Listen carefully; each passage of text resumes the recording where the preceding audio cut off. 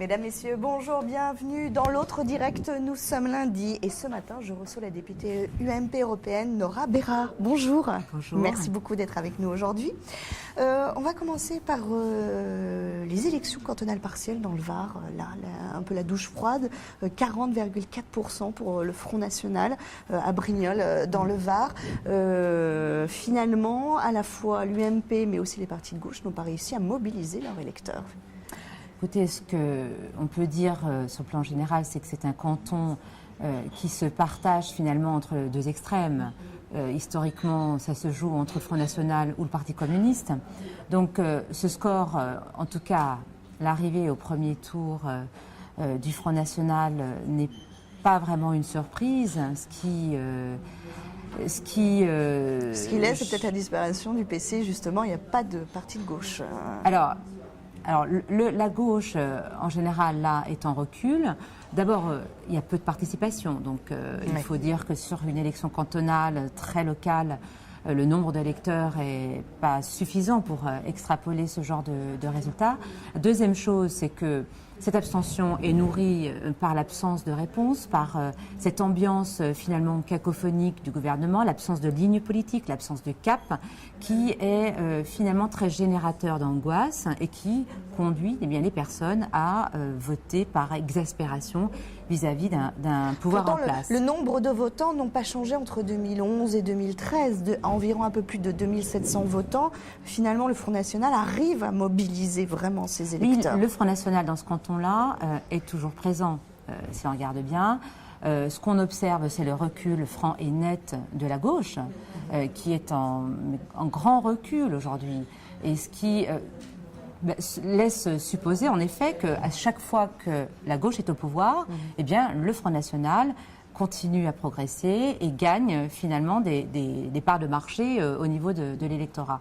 Et donc, en effet, c'est tant que cette gauche ne se ressaisira pas, n'apportera pas les vraies solutions aux problèmes des Français, eh bien, le Front National va continuer à progresser. Et c'est un risque. Est-ce que ça ne vous fait pas peur à l'UMP au niveau des municipales, par exemple, qui arrivent, notamment dans les moyennes communes?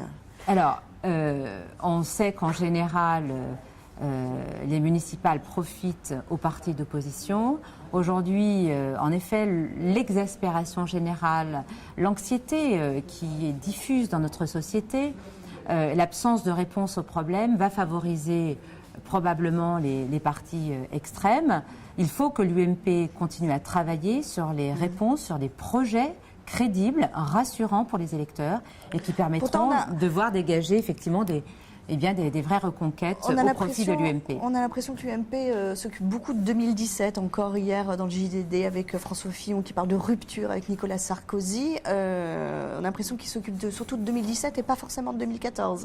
C'est pas ça le problème? Que chaque responsable politique qui ambitionne l'élection présidentielle fasse sa campagne est une chose. La ligne de l'UMP aujourd'hui en est une autre. L'UMP aujourd'hui se mobilise pour travailler sur un projet, sur des solutions crédibles, porteuses et qui répondent aux problèmes des Français. Pour exemple, les journées parlementaires récemment ont porté sur la compétitivité des entreprises, sur la formation professionnelle, sur comment lutter contre le chômage. Et ce sont justement ces critères-là qui arrivent au premier plan lorsque vous sondez les Français, c'est comment on sort de cette crise. Et c'est justement à ces questions que l'UMP s'attache à apporter des réponses. À Lyon, très concrètement, est-ce que l'UMP a une chance? Est-ce que Michel Avart a une chance face à un Gérard Collomb qui s'éloigne de la ligne de son gouvernement, qui dit à demi-mot qu'il est vraiment, enfin voilà, il n'est pas l'ami des patrons, etc. Oui, mais il ne suffit pas de dire qu'on est l'ami des patrons pour être éloigné de la ligne du Parti socialiste aujourd'hui au pouvoir. Non, Gérard Collomb est bien socialiste et il est bien solidaire de toute la politique de ce gouvernement en matière de budget, en matière d'augmentation des impôts, en matière de réforme scolaire. Il est solidaire de tous les dispositifs aujourd'hui qui sont proposés au Parlement. Je rappelle qu'il est sénateur, qu'à ce titre, il vote en faveur de sa majorité socialiste. Donc il faut arrêter là aussi d'essayer de lui coller une autre étiquette que celle de son propre parti. À l'autre question que vous avez posée, est-ce que Michel Avart a des chances? Oui, moi je crois profondément à la victoire de Michel Avart, qui aujourd'hui se prépare, travaille, organise les équipes, travaille sur un projet et cette campagne... Est-ce qu'il mène campagne, justement? Mais vous savez, trop préparer, moi qui ai mené des campagnes, plusieurs campagnes, hein, j'étais tête de liste dans le 8e en 2008, j'ai conduit la campagne sur le Rhône pour les européennes, j'ai été tête de liste du Rhône au régional. Je peux vous dire qu'il y a toujours un temps pour préparer avant d'aller sur le terrain, avant d'aller au devant des Français, des Lyonnais en l'occurrence, afin de leur proposer justement des solutions, un projet, une perspective pour leur ville. Donc ce que Michel Avart aujourd'hui fait, c'est qu'il travaille, il se prépare, et nous serons tous derrière notre candidat pour gagner justement cette ville. Et nous ne la gagnerons que si nous sommes évidemment unis, rassemblés et porteurs d'espoir pour les Lyonnais. Après les élections municipales, il y a les élections européennes, juste après, il ne faut pas les oublier. Vous serez toujours candidate sur cette liste pour les européennes? Bien sûr, je souhaite être reconduite dans ce mandat qui est un très beau mandat, qui s'occupe de choses essentielles et qui concerne le quotidien finalement des Français, des Lyonnais. Et là, je crois qu'il ne faut pas s'y tromper. C'est pas parce que traditionnellement il y a beaucoup d'abstention sur des enjeux qui paraissent assez éloignés. Il ne faut pas se tromper. L'Europe ne s'arrêtera pas si les gens ne votent pas. Il faut aller voter aux européennes parce que si on laisse sa voix, on la laisse, là encore aux extrêmes. Oui, c'est ça. Parce et la gouvernance de l'Europe sera encore plus malmenée. C'est une élection très locale, assez prisée par les Français et donc par les Lyonnais. Mais les élections européennes, c'est là où on a l'impression que c'est un peu distancé. Et c'est là que finalement, le vote, ce que vous disiez, le vote contestataire, par exemple, du Front National, c'est là où il se retrouve. Et là, ça peut créer des dégâts. Absolument, parce que l'Europe ne s'arrêtera pas. Après, par qui sera-t-elle gouvernée? Quelle ligne pourra s'appliquer, justement, et sera défendue par ce Parlement qui ne serait pas évidemment à majorité républicaine. Mais ça, je ne crois pas un instant que le Parlement ne puisse pas être le reflet des peuples dans un esprit constructif. Mais pour cela, il faut effectivement un maximum de participation. Je voulais aborder 2 points avec vous sur justement l'Europe, notamment les Roms, la politique envers les Roms. L'Europe a fortement contesté la politique un peu ferme du gouvernement vis-à-vis des Roms. Qu'est-ce que vous en pensez? Écoutez, moi, cette question des Roms me touche profondément parce qu'on a là des populations qui sont évidemment stigmatisées, qui sont les victimes finalement de véritables organisations criminelles avec l'exploitation des plus fragiles. Et ça me dérange profondément. Alors sur les solutions, bien sûr qu'on ne peut pas tolérer sur le territoire de la République des campements illégaux parce qu'on doit respecter les règles républicaines.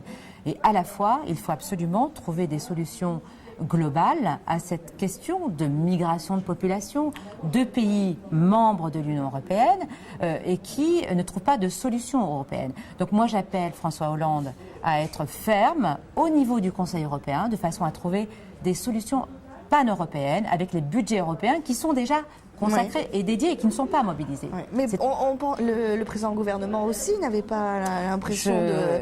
Vous qui en faisiez partie, je faisais partie à ce gouvernement sous la présidence la droite et la gauche de Nicolas Sarkozy. Et je rappelle la fermeté qui a été la sienne pour évoquer une redéfinition de l'espace Schengen et pour rediscuter également des solutions en mettant face à cette problématique les pays d'origine que sont la Bulgarie et la Roumanie.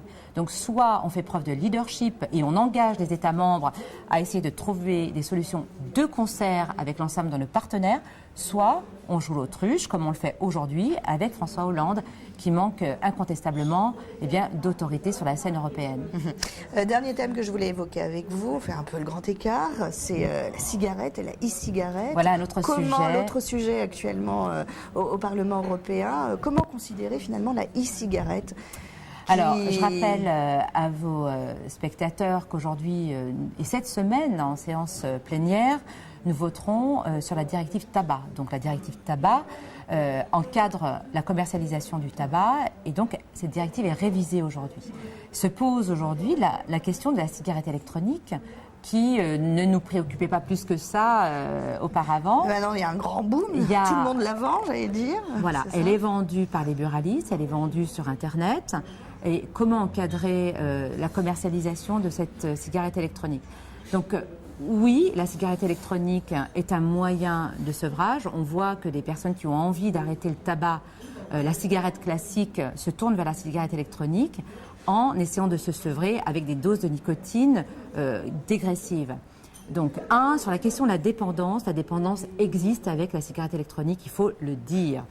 2, sur l'effet cancérigène de la cigarette, il n'y a pas de combustion qui est elle-même cancérigène, mais il y a des additifs dont on ne sait pas ce qu'ils deviendront dans l'organisme, et avec le recul, on en saura plus avec les années de consommation qui nous permettront d'être beaucoup plus fins sur la réglementation. Aujourd'hui, moi, ancienne ministre de la Santé, je me préoccupe de la santé de nos concitoyens. Il n'y a pas de risque pour la e-cigarette, c'est ce qu'on disait. On ne peut pas dire, il y a le risque de dépendance, c'est avéré, c'est vrai, il y a de la dépendance quand même. Sur l'aspect cancérigène, nous n'avons pas assez de recul par rapport aux additifs qui sont utilisés dans la production de ces liquides que l'on fume, qu'on vapote. Oui, voilà. En vérité.